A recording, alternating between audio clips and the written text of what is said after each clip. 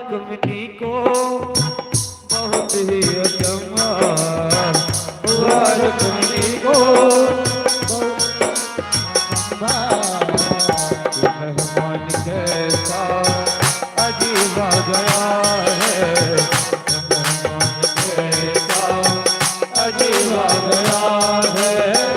अरे द्वारपालों कन्हैया से कह दो, अरे द्वारपालों कन्हैया से कह दो, कह दो उधर पे सदा गरीब आ गया है, उधर पे सदा गरीब आ गया है।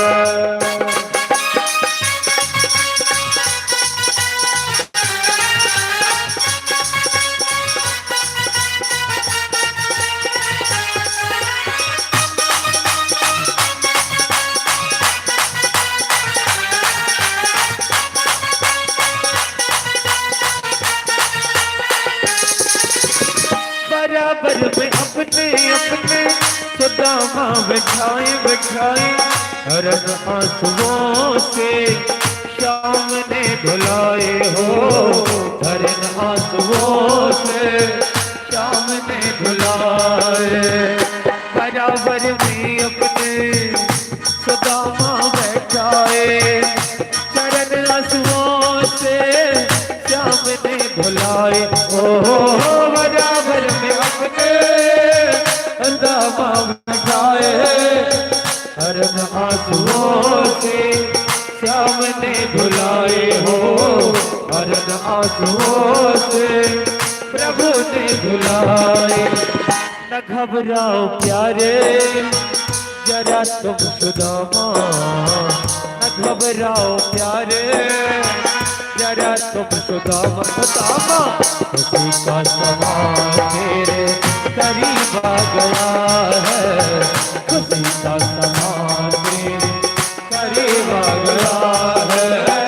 अरे द्वारपालों कन्हैया से कह दो, अरे द्वारपालों कन्हैया से कह दो, कह दो इधर पे सुदामा गरीब आ गया है, इधर पे सुदामा गरीब आ गया है, इधर पे सुदामा गरीब आ गया है, इधर पे सुदामा गरीब आ गया है। बोलो सुदामा जी महाराज की जय, द्वारकाधीश भगवान की जय। द्वारकाधीश भगवान सुदामा के गला से लगा अपना सिंहासन पर बैठे हैं। मिनी ठाकुर जहाँ कहीं भी हो स्टेज पर आने का कष्ट करेंगी। और मिनी ठाकुर सुदामा जी के चरण धोकर अपना आंसू से चरणामृत ले लें। कहा सुदामा बापरो कृष्ण मिताई हो। श्रीमद् भागवत कथा में कृष्ण सुदामा की मित्रता की बात आती है। मित्रता तो सभी करते हैं, लेकिन मित्रता का निर्वाह करना कोई कोई जानते हैं। एक तरफ द्वारकाधीश महाराज और दूसरी ओर एक निर्धन गरीब ब्राह्मण। लेकिन भगवान ने अपने आसन पर सुदामा को बिठाया, जल लेकर अपने हाथ से चरण धोया और महारानियों से पंखा झिलवाया, एक साथ बैठकर भोजन किया।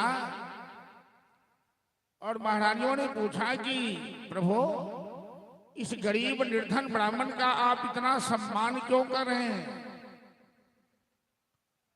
तो सुखदेव जी कहते हैं कि परीक्षित से महाराज, दुनिया के लोग सुदामा को